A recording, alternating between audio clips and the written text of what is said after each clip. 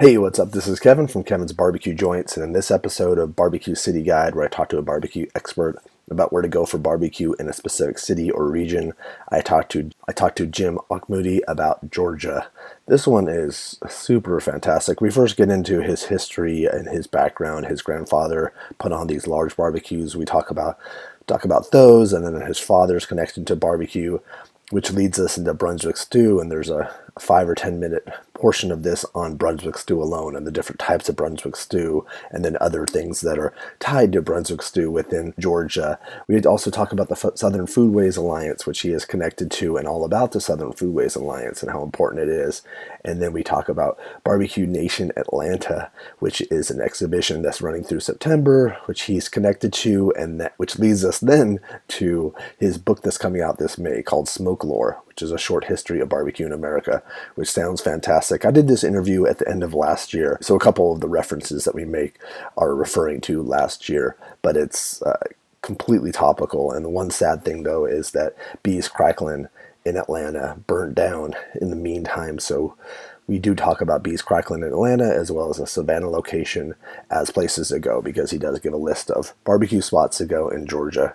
So that is sad, but as a lot of you know, he is going to rebuild. He and Nikki are going to rebuild, so Bee's Cracklin' in Atlanta will be there again. It's the only interview that I've done so far that has references to Otis Redding, the Allman Brothers, Clarence Thomas, as well as Mike Rowe's Dirty Jobs. I know you're going to really enjoy this. And as always, I'm super excited that I have the Smoke Sheet on board as a sponsor for this podcast. The Smoke Sheet is a barbecue newsletter, a weekly barbecue newsletter that you can check out at bbqnewsletter.com. That's where you can sign up. Super easy to sign up.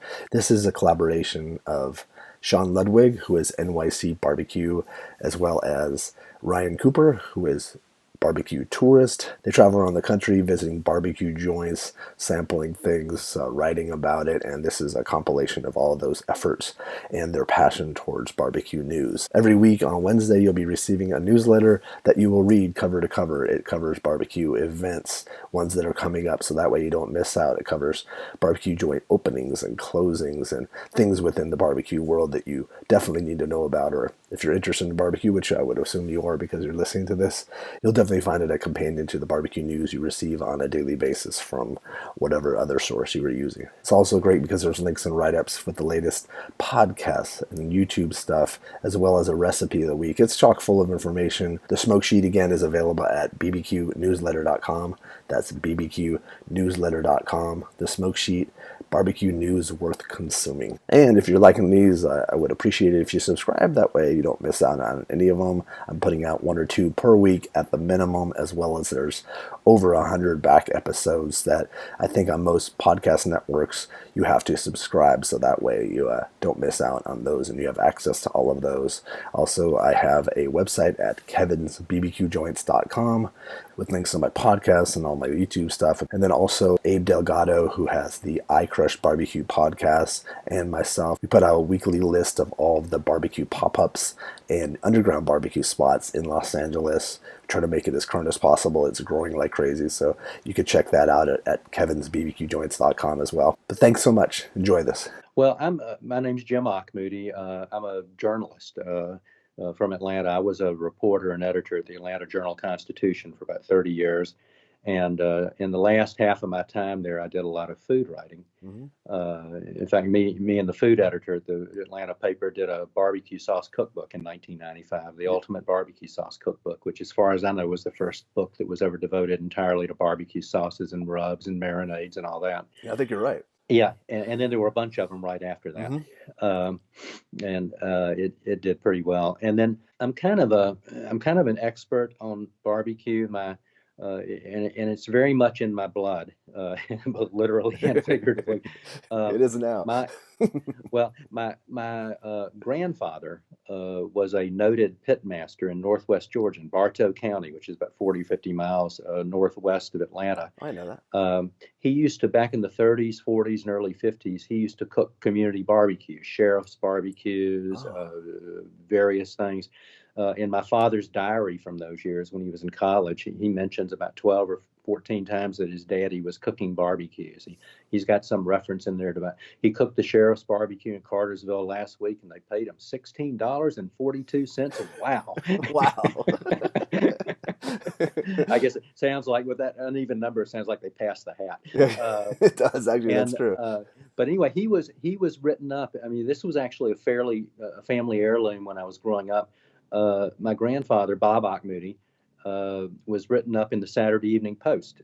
On the weekend of July the 4th, 1954, they did a big article about barbecue in the South. It was called Dixie's Most Disputed Dish. That was the headline.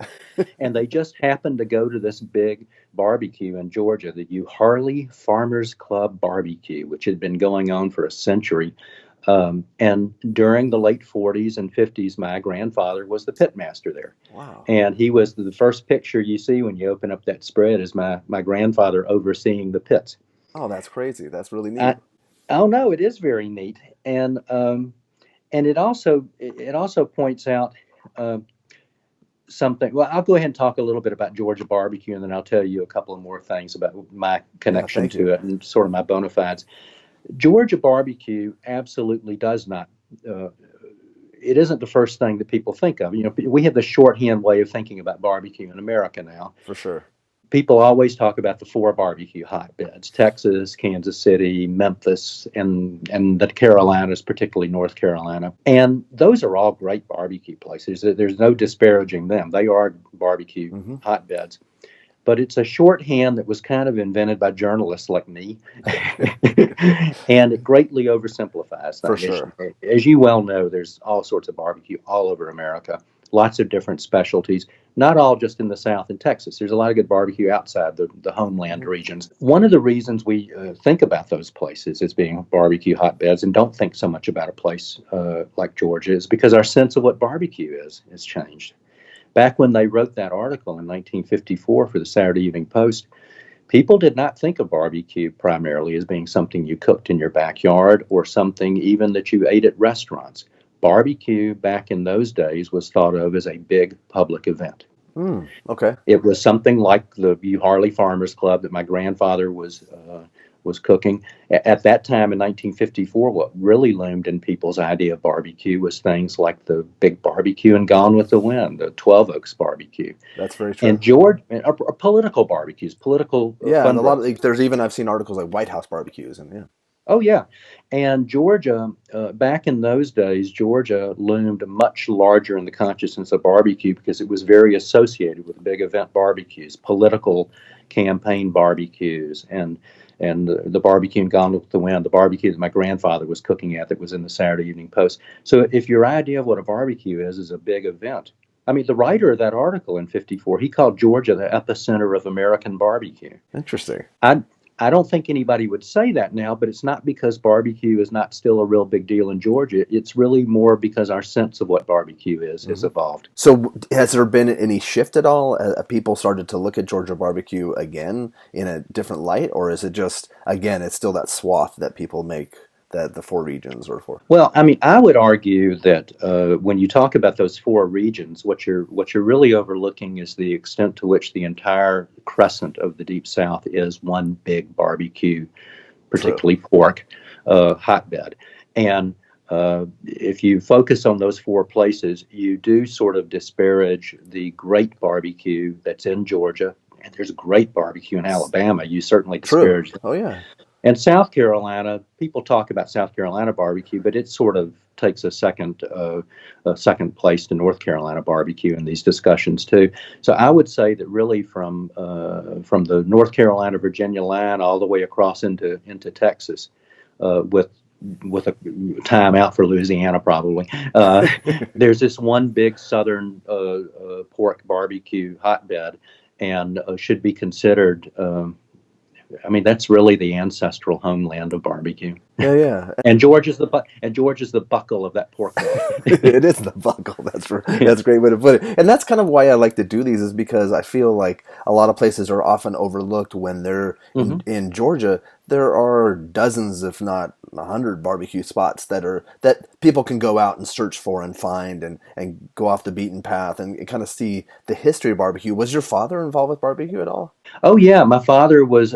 He was actually more involved with Brunswick Stew, which we can talk about, which is a very familiar side dish to barbecue. I don't know why it's a side dish; it's a meal in itself. It is. You for eat sure. Brunswick Stew and barbecue, you're getting total cholesterol overload. But that's the way it's always been done.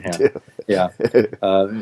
I've got a book coming out right now about the history of barbecue. Oh, that's great. It's coming out next spring. And what made me think about it was the copy editor on it could not believe me that Brunswick Stew was a side dish. She just kept saying, "Oh no, this looks like a main dish." And I said, "No, you need to go to these barbecue places. It is served as a side dish." For sure. It makes no sense. It shouldn't be, but that's the way it's served. My daddy was a Brunswick Stew maker of great accomplishment, and so was my Uncle Earl, his little brother. Okay.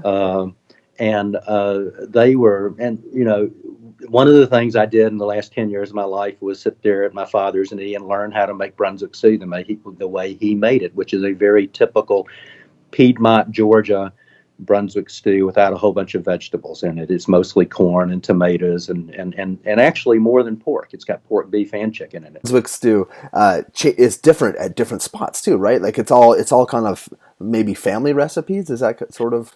Brunswick Stew is something that is you don't find it all across the South. No. You mainly find it in the southern Atlantic states.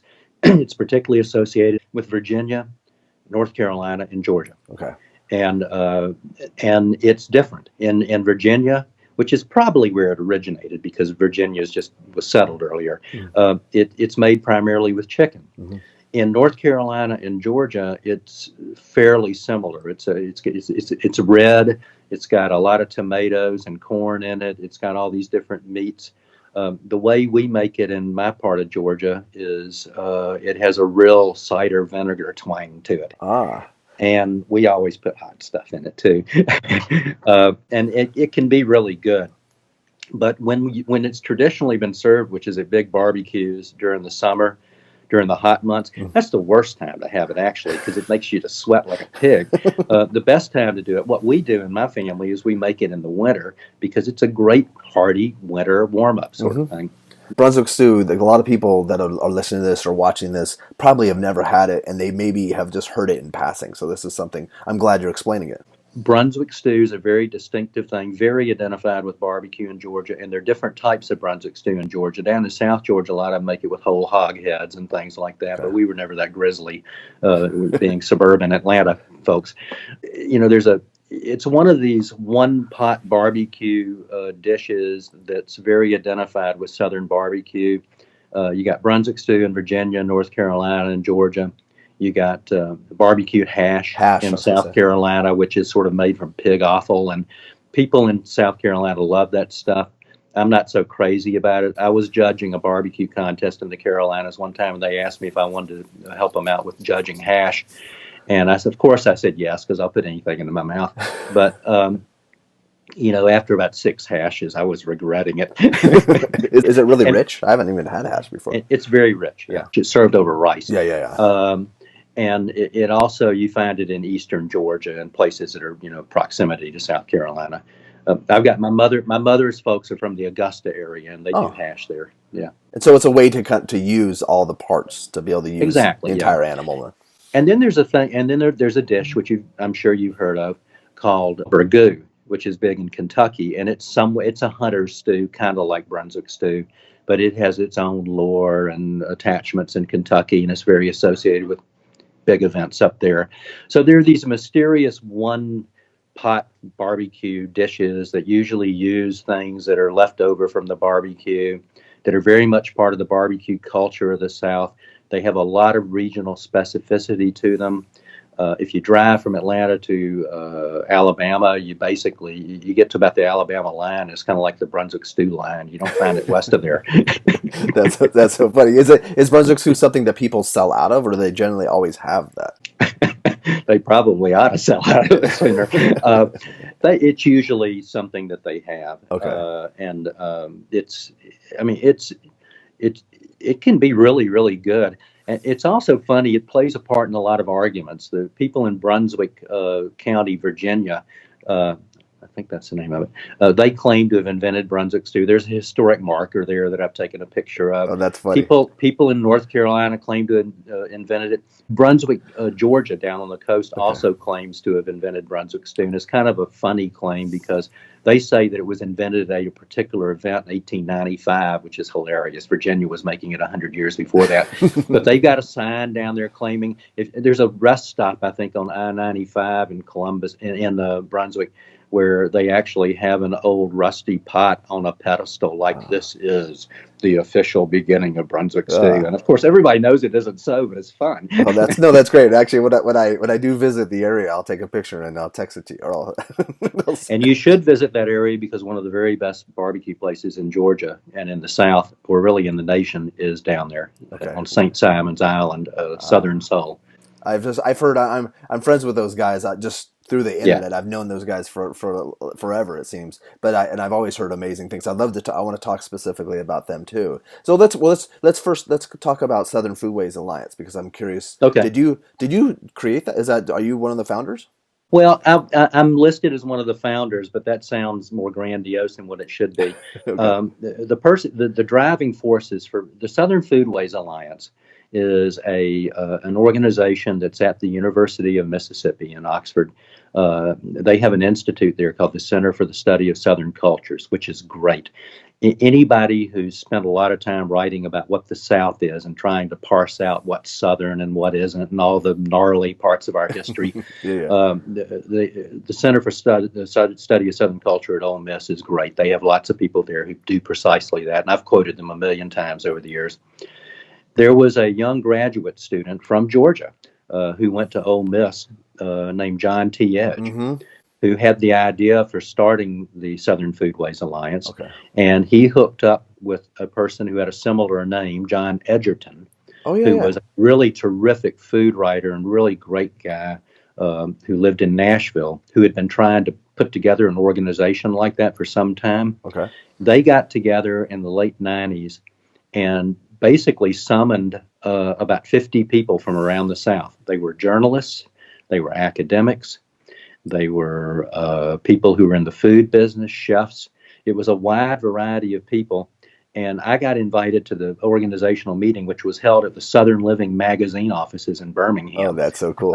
I got invited because I was writing about food a lot for the Atlanta Journal-Constitution, which was the largest newspaper in the Southeast. Right. And they wanted the AJC to be represented there, understandably. And I was happy to go because I was very interested.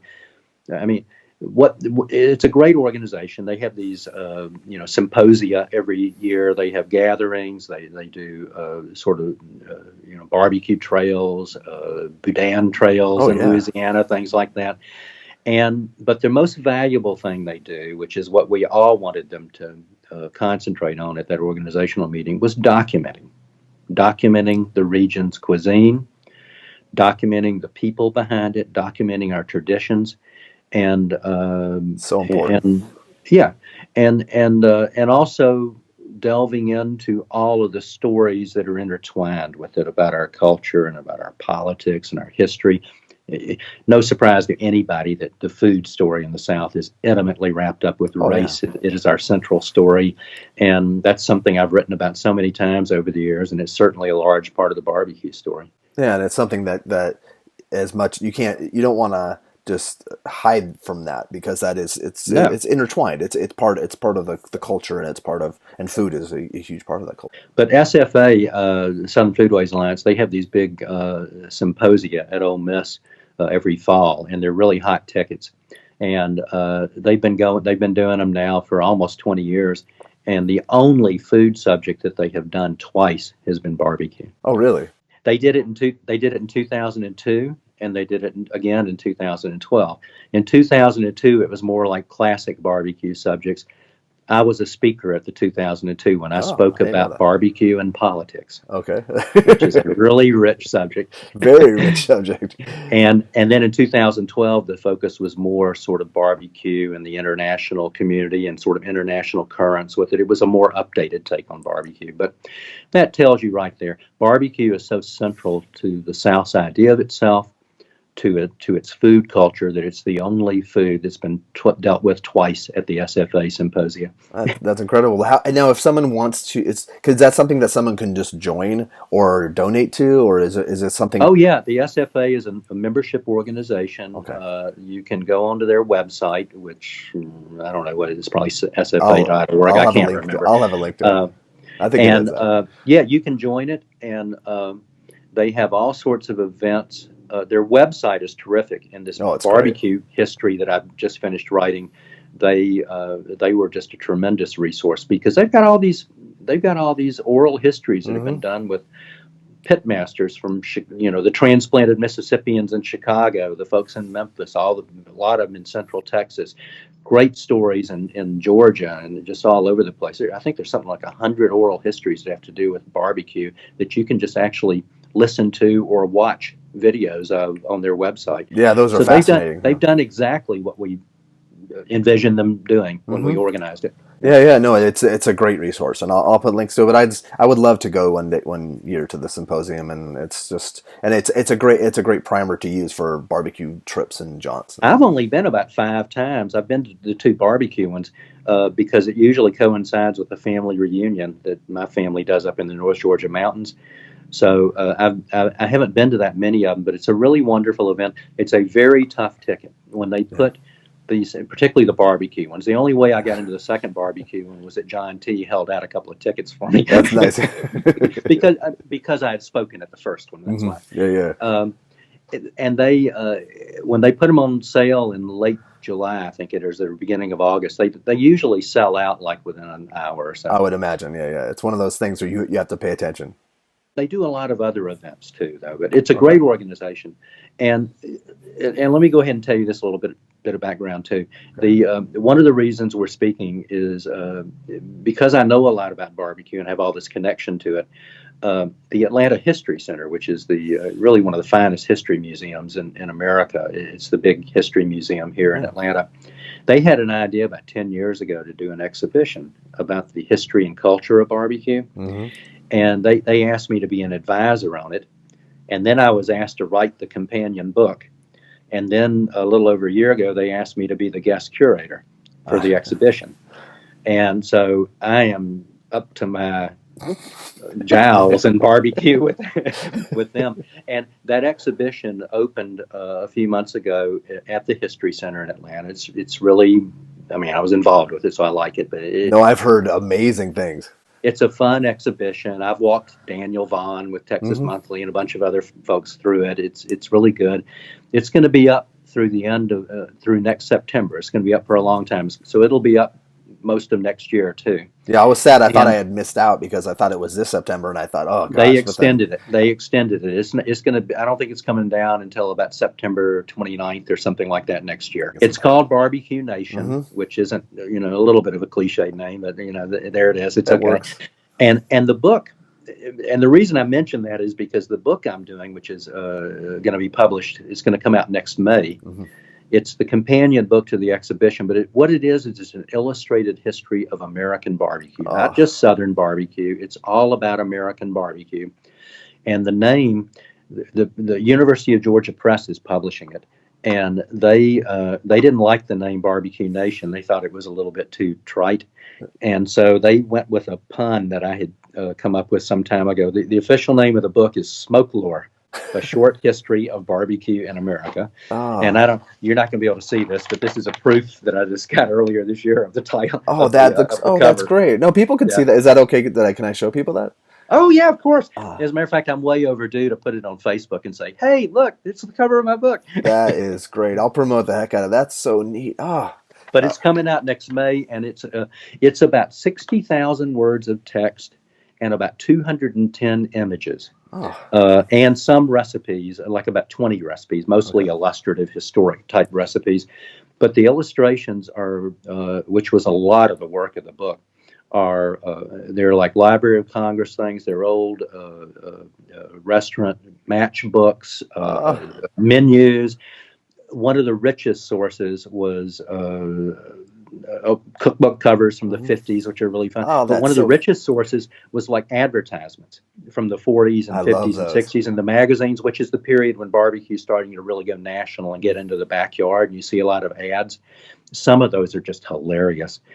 And we had so much fun doing all those. But the book is, it's going to be responsible, accurate history, and it's well documented. But above all, it's barbecue and it's fun. Yeah, no, and if you love barbecue and if you're into barbecue, that sounds like something you'd want to just buy and read the whole thing one night. Like that's fascinating. I'm excited. I've really had excited so much fun with it. And one of the things, before we start talking more specifically about Georgia places, one of the things that I really wanted to emphasize in it is people in the South and people in Texas tend to act like barbecue is a wholly owned subsidiary of their culture, and that they feel very protective and they feel like they own it. That's very true. And of course, there's reason for that. There's some reason for that to be true. But barbecue is actually a much broader story than the South and Texas. Barbecue is something that actually touches almost every corner of the country, if you have a more ecumenical definition of what barbecue is. And you can argue that actually that's a very justified definition, because what the natives were doing when Columbus's men first discovered them doing it, it wasn't cooking a pig for 12 hours or a brisket. It was basically something more like smoking fish or grilling iguanas. And so who's to say that, putting something on the grill and putting a brat on the grill in Chicago, that has a very definite kinship to barbecue. For sure. You have to have an ecumenical definition of this. And I mean, I've lived amongst Georgians all my life, and they always say, well, that's not barbecue. That's not a pig cooking for 14 hours. And of course, that is our classic definition of Southern barbecue, but you got to have a broader mind than that. I think so too. It's an American story. It's not just a Southern story. It's not just a Southwestern story. And that's also with these two. I'm trying to highlight barbecue in general, the passion behind barbecue, because a lot of people are really passionate about their own specific type of barbecue, but they're all like, if you're in Chicago, like you said, or say in Iowa, and you're passionate about the presentation and what you're doing, who's to say that that's not barbecue, and who's to say that that's not just as good as anything else? No, I take the same attitude about barbecue that the founders of the Kansas City Barbecue Society did, which is they fairly early on had to decide whether or not we're going to have a restrictive definition of barbecue that's all about purism, or are we going to have a big tent definition that invites everybody in with all the different varieties of it, some of which we might not terribly approve of, but that's what they call barbecue. And they went for the latter one, and to me, that's the way to go, and that's the way I think about it. I agree. Let's jump into BBQ Joint.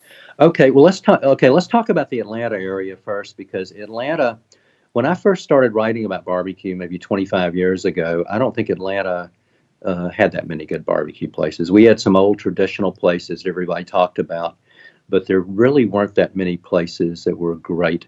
I remember when the first Super Bowl came to Atlanta in 1994.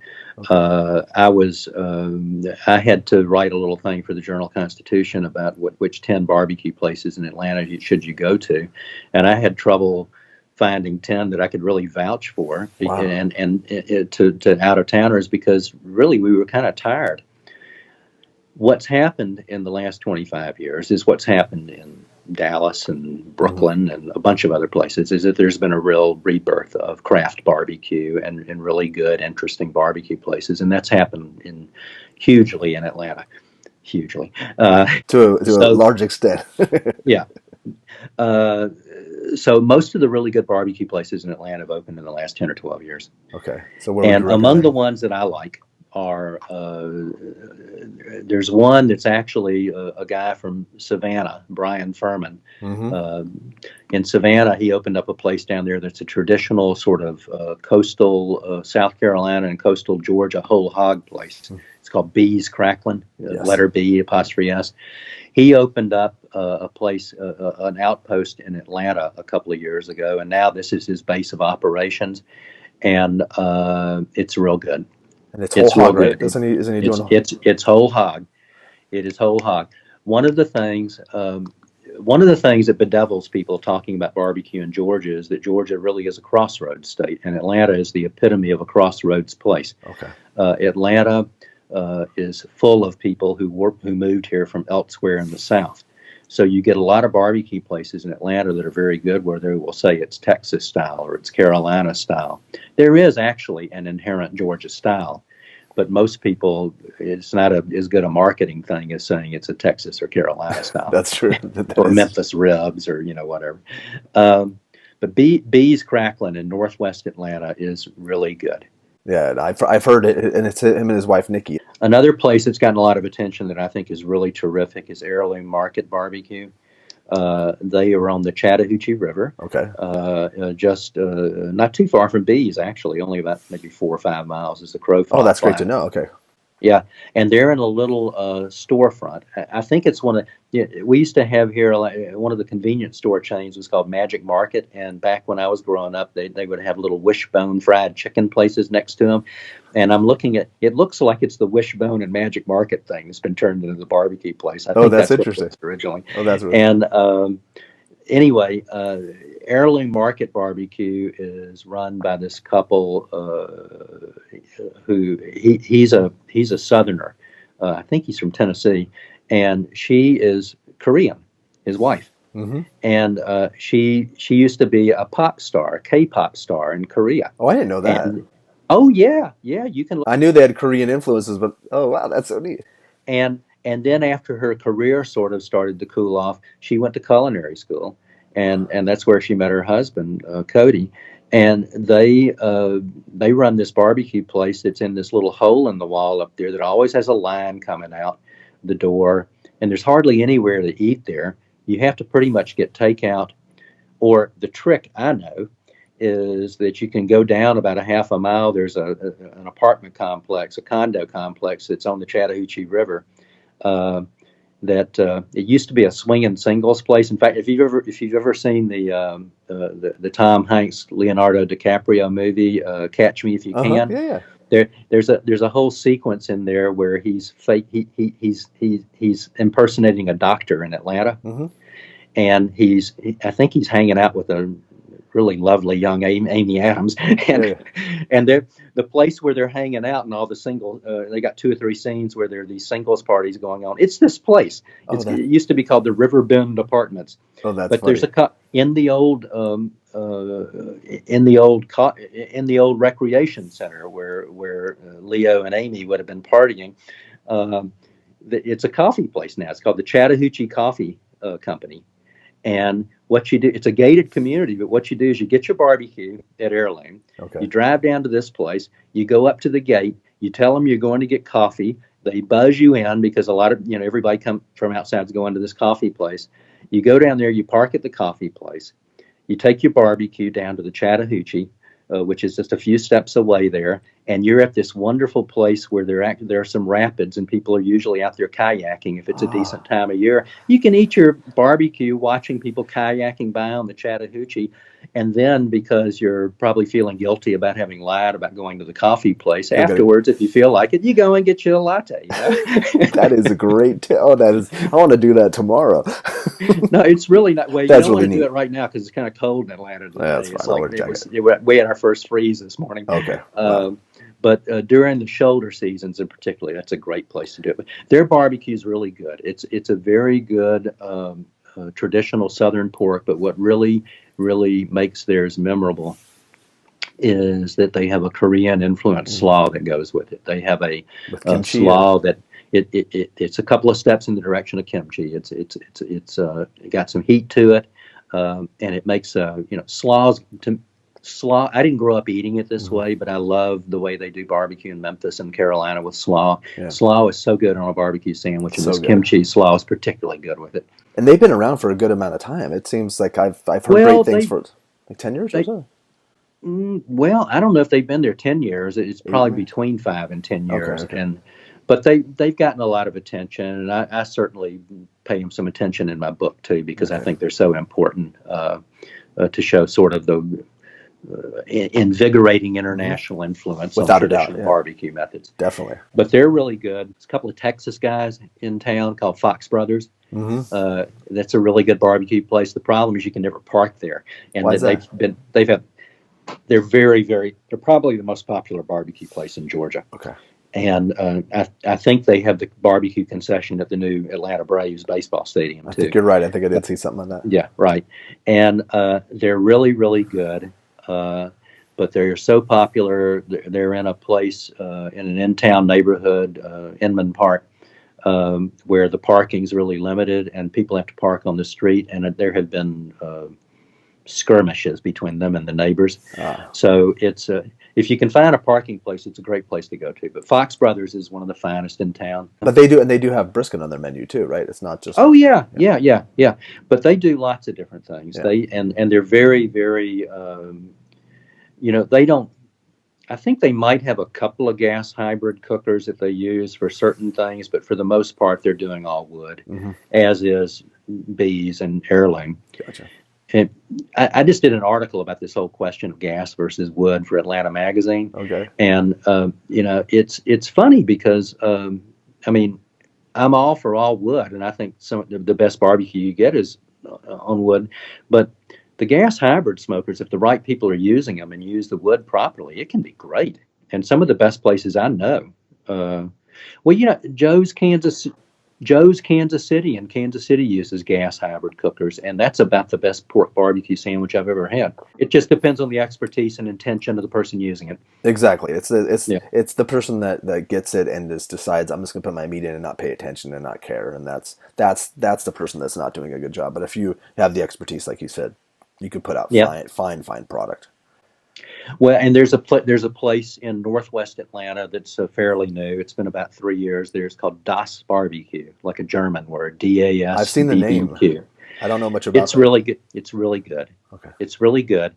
They have some of the most gorgeous smokers in Georgia, but they smoke everything, but then they finish it up on gas, which is a controversial thing, but they get great results. And it's really good. I've had catering from them a couple of times, and I would recommend them. Do they do a large swath of different barbecue, or is it just pork-based mostly? Oh, no. I mean, look, when I was growing up, you couldn't find a brisket in Atlanta, but everybody's got everything now. Gotcha. Okay. I mean, yeah. I mean, Das BBQ, actually, the best thing they have is their brisket. Okay. But they do really good pork, too. Do you know why they're called Das BBQ? Are they German? I think they're called Das BBQ because they sort of went overboard on the Texas connection and the German population of Central Texas and decided that was a good idea. Gotcha. Okay. When I first heard the name, it made me think of that old movie about the U-boat, Das Boot. Yeah, exactly. Yeah. But I think that probably dates the two of us. But it's well, look at me. I'm dated. Yeah, so I am what I am. I'm right in the middle of the baby ring. Yeah, that's the takeaway from this. You have to accept who you are. That's right. Yes. Let's see who else in Atlanta. Oh, there's a great place in Chamblee, Georgia, which is northeast of Atlanta, called Old Brick Pit. Okay. And it's in a converted Dairy Queen. I mean, I can look at it and know it was a Dairy Queen. That's really it opened up in the mid-'70s, and they have got an L-shaped floor pit that has a real long draw that draws the smoke over the meat. They have it's a very traditional Piedmont-style pork barbecue they do there. It's a chopped barbecue. They've got really good traditional Brunswick stew that's not unlike what my family always made, so it seems very familiar to me. I like that place a lot.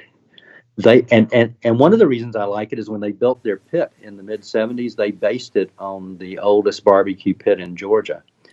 There's a place south of Atlanta called Fresh Air. Yeah. In Jackson, Georgia, and that's just like one of the best barbecue names ever. Fresh Air. Fresh Air, I know it's. And it opened up in the late 1920s on the U.S. highway between Atlanta and Macon. And Fresh Air has an L-shaped pit that they've been using since, I think, about 1950. And when the people at Old Brick Pit in Chamblee opened their place up, they went to Jackson to Fresh Air and basically said, we want to replicate that pit. So their pit has been around for over 40 years now. So it is an heirloom pit, but it is actually an homage to an even more heirloom pit, which I love. I love that too, and Yeah. for people like me or you or anybody else listening that's a pit nerd. That's really cool. I want to see those. Yeah. I love seeing the really cool old pits. There's a good place right in the middle of Buckhead, which is sort of the she uptown district of Atlanta, where a lot near the governor's A lot mansion, of where athletes and yeah. a lot of rich folk live. It's called Lovey's, and it's the guy who runs that was really he got some smokers from. There's a company down in Middle Georgia outside of Macon called Stumps that makes smokers Oh for the yeah, competition I've heard of that circuit name. and all that. Yeah, he got some Stumps smokers, and actually, it's kind of funny. He had a lot of dealings with the fire marshals in Atlanta to figure out how he could do this from scratch. He actually had to build an outbuilding that's only an outbuilding by about separated from the main building by like 6 inches, Just to comply. just to satisfy the fire marshals. But it was so important to him to do a traditional all wood pit like that in the middle of the wealthiest section of Atlanta That's hard that to he believe. he jumped through those hoops, and it's good barbecue too. Wow. Okay. Lovey's. Lovey's. Okay. Awesome. I'll put that Yeah. on the list. That's awesome. There's a group of places. One of the best barbecue places for a long time in Atlanta was up in East Cobb County, not all that far from the Braves' new stadium. It was originally called Sam and Dave's. Okay. Now it's just called Sam's Barbecue One, but it was called Sam and Dave's because the principal partners were this guy Sam Huff, who was a sort of a barbecue hobbyist who had been a lawyer, I think, and his two partners were both named Dave. One was Dave Poe, and one of them was Dave Roberts. Oh. And they've all split up now, and they run three different barbecue places that are among the best in town. Sam's is still there and is still good. Dave Poe's Barbecue in suburban Marietta is very good. Oh wow. And Community Q in Oh, yeah. Decatur, which you may have heard of, is run by Dave Roberts. Oh, I didn't know that. I didn't know the connection. And it's interesting. They all use gas hybrid cookers, but if you catch them on a good day when somebody's really knowing what they're doing with the smoke and the wood and all that, they're every bit as good as all the others. Oh, that's great. Though, thank you for those. Oh, that's fantastic. But I honestly didn't know they were all kind of connected in some way. They are. And there's a bunch of other places in the Atlanta area I could mention, but we probably ought to go out into the state a little bit. Yeah, for sure. You know, I mentioned Southern Soul and St. Simon's. It's in a converted gas station in a resort area down there, and I'm going to admit something to you right now. I've actually never eaten there because I haven't been to St. Simon's in quite a while. But I've got a zillion friends who used to work with me at the paper who live down there, retired down there, and I've gotten like invitations from about 3 people to come stay with us this weekend and eat Southern Soul. You got to eat at Southern Soul, and everybody likes it. And I know Robert Moss has it on his list of 50 best for Southern living. And I've recommended to friends and family that have gone to the South, like who've visited Georgia, and they've always just come back raving about that. Enough people who I respect have said that it's really good, then I'm sure that it's really good, and I look forward to getting down to the coast and trying it. Now, I have tried the places in Savannah. I've been to the original Bees Crackling in Savannah and liked it a lot. There's a place out going toward the beach in Savannah called Wiley's Championship Barbecue, which is also good. I think they started out in the contest circuit. They did. You know, so many of the barbecue places that are good now that have popped up in the last 15, 20 years have been folks who got their chops on the contest circuit. For sure. And that transition is not always easy, but it does work when you do it right. Well, it's tough to do it on a regular basis instead of just doing it for the weekend. Exactly. Yeah. There's a place down there near where I've got a friend living out going toward the islands called Sandfly Barbecue, which I also would recommend. I haven't heard of that. Sandfly. It's in a little strip shopping center going out toward some of the beaches. It's actually out in that area, Savannah, where the Supreme Court Justice Clarence Thomas grew up. Oh, interesting. I don't know of any other connection he has to barbecue, but it's in that same area. It's nice. It's interesting to weave Clarence Thomas into it. Barbecue. Yeah. In Macon, which is my wife started out her journalism career in Macon. She used to work at the Macon paper, so we spent a lot of time in Macon. Macon's kind of a cool town, you know, Allman Brothers, Otis Redding, all that. Oh, that's so cool. And there's one of the oldest barbecue places in Georgia is in Macon. It's called Fincher's. I've heard that name. Finch. Yeah, Finchers. They've been around since the 30s. They've got a very old pit at their original location. It is as old, if not a little bit older, than the one at Fresh Air. Oh. And Finchers is good. They also, and they've got several locations around Macon, but they also figure in a great barbecue story. Finchers is the place that sent barbecue into space. Oh, okay. In the late 80s, there was an astronaut, Sonny Carter, who was from Macon. And when he was getting ready to go up in the space shuttle around 1989, he requested a meal that was near and dear to him. He wanted some Fincher's barbecue to go into space. Oh, that's... So if you go, and he did, and so if you go to the original Fincher's on the south side of Macon, you can see they've got up on the wall a certificate from NASA certifying that they were the first barbecue in space, and they've got like a little bit of the barbecues on display there. Really? What it actually is a little white tray of freeze-dried barbecue, and I'm sure that it's probably at this point about as appealing as petrified food from Pompeii. Yeah, exactly. but it's probably a good photo. Yeah. But it's a good place. There's another place around Macon that I like a lot that's just outside of Macon in the little town of Clinton, Georgia. It's called Old Clinton Barbecue. Oh, okay. It's been around since about 1960. It's a really good middle Georgia chopped pork barbecue. Some of these older places out in the country or out in the small towns, they do not do brisket. The places where you're going to find all of the barbecue, all of the different types of barbecue and brisket and all that tend to be in Atlanta and larger cities. Yeah. Most of these other places are just going to do pork. Gotcha. But Old Clinton is like that. One of the things I remember about Old Clinton is, you remember that series Mike Rowe used to do on cable TV? Oh, yeah, Dirty Jobs? Dirty Jobs, yeah. Well, he went to Old Clinton one time and cleaned out their pit. Oh, I think I saw And, that. and I remember he started out, he said, some of the best barbecue in Georgia comes from one of the dirtiest places you'd ever want to be in.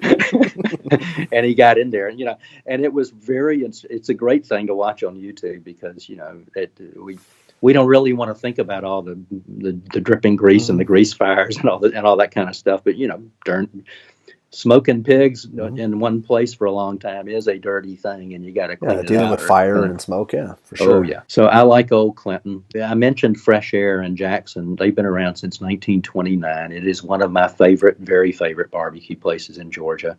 Jackson's about midway between Atlanta and Macon. Fresh Air started out as an open air place, and it was just sawdust on the floor, which is why I got that name, Fresh Air. Oh, gotcha. Okay. It's expanded a lot since then, but it is still a place that very much does it the old traditional way, and it's I also have very fond memories of it because I had an uncle that I liked a lot who was a career Air Force officer down in Warner Robins, Georgia, at Robins Air Force Base. And when he used to come and visit us, he would usually stop by Fresh Air or this other place nearby that burned down called Stodge Hills, and he would bring us barbecue. And so it's, food is often just wrapped up in it's so fun stories. Yeah. Uh-huh. Columbus, Georgia, over on the Chattahoochee River, they've got I like Country's Barbecue, which is a small chain over there, but the one downtown's particularly good because it's in an old Greyhound bus station. That is so cool. I love all these places how they're converted. I know. I mean, the look and feel of barbecue places is such an important part of it. But Country's is good. Okay. Country's, a lot of the places over in Columbus have mustard sauce. Okay. A lot of people think mustard sauce is just a South Carolina thing. Mm-hmm. I would say it's more like a South Carolina, Georgia thing. In middle Georgia, there's a great deal of places that have mustard in the sauce. There's an old sauce out of Macon. It's actually one of the oldest sauce brands in America. There's a lot of places in Georgia that have some mustard in the sauce. And I have found in cookbooks going back to about the Civil War, cookbooks published in Georgia, that there are mustard sauces mentioned. I would imagine that it probably spilled over from South Carolina from the migration patterns. I would think so. But it's not, mustard sauce wasn't invented by Maurice in 1948 and is a wholly owned subsidiary of South Carolina. It's broader and older than that. Yeah. Well, we have our 48 states that are connected. Things do merge across the state lines. Oh, yeah. Up in the mountains, there's a place called Jim's Smokin' Q. in Blairsville, Georgia, up in the mountains. It's your spot. I've eaten there once, and it's good, but it's also interesting because it has a pig-themed miniature park, a miniature golf park right next to it. Oh, that's so funny. Oh, that's which cool. I like. There's a place that up in Ellijay, Georgia, also in the mountains, called Colonel Poole's Barbecue, which you probably heard of because they have something called the Pig Hill of Fame. As you're driving down the highway, there's the hillside behind the restaurant and on either side of the restaurant. And for years, they've been putting up these little plywood pigs with people's names on them, and it makes quite the roadside scene. It's been that's so cool. Quite documented in paintings and photos and things like that. I didn't know that was where that was. Well, he also figured real quickly into a story that I talked about in my politics and barbecue thing, because Colonel Poole was the head of the local Republican Party there. And a few miles away from him was another barbecue place that was excellent called the Pink Pig. Oh. And it was run by a guy, Bud Holloway, who was a personal friend of Jimmy Carter's. Jimmy Carter had a retreat up in the mountains there, and he got to know the Holloways real well and used to come in there. So Holloway was the Democratic barbecue, and Poole's was the Republican barbecue. Oh, interesting. And they didn't really necessarily like each other. Holloway was really a big Democrat. He after Carter left office, he told me that somebody came in there one day and was bad-mouthing Carter at the takeout counter, and he asked him to leave. That's so funny. But I just loved it right there in this one, and a few miles away in this one little community in the West Georgia mountains, you had these two diametrically opposed political barbecues. That is incredible. That's really incredible. You wouldn't think as much. There's a place outside of Athens in Watkinsville, Georgia, called Hot Thomas, which is good and has a long tradition. There's a place called Zeb's, which is also outside of Athens in a town called Danielsville, which is good. There's a couple of places in East Central Georgia that I've been to that are good. One of them is called Heavy's. Oh, yeah. It actually has been used in several movies. I think it was made in Sweet Home Alabama with Reese Witherspoon? Reese Witherspoon, yeah, they shot a scene there at Heavy's. But Heavy's is good, and I drive by it all the time going to my mother's folks down there. Okay. And then there's a place a few miles from there called Holcomb's, which is really good. I've only been there one time, and it was during deer hunting season, and I was the only person in there who wasn't wearing camouflage, so I knew it was kind of authentic. Yeah, it sounds like that. That's a stamp of approval right there. Right, yeah. Jim, we could talk for another hour, and I would love to do kind of a part 2 of this in a couple months. Well, the book, like I say, the book is coming out in May. Yeah. It'll probably have a kickoff book event at the Atlanta History Center before Memorial Day. Okay. And and I would be happy to talk about all that then. That would probably be the best time. I think that'd be perfect. And I'd like to come out and visit, and I'd like to have some barbecue with you sometime. Absolutely. Excellent. Well, have a great day. Have a great week. Well, thank you, and same to you. Best wishes. Best wishes too. Take care. Thank you. Okay.